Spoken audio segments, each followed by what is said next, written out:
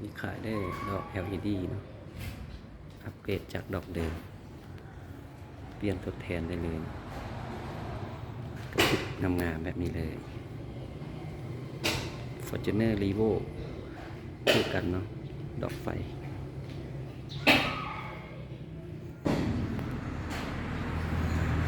มันจะกระพริบงามๆแบบนี้เลยเนาะหลังจากใช้ดอก LED Revo Fortuner เนาะตาท้ายคือกันเด้อตัวรุ่นเก่าทางหน้าทางหลังคือกันเลย มีครบพร้อมทรงเจ้าหลังจากเปลี่ยนดอก LED ใส่จะเป็นแบบสีนะจะงามแล้วมันก็กระพริบแจ้งกว่าเก้าลายนะสำหรับผู้ใดอยากแต่งให้มันงามเด้อคู่ละ100,000 กีบ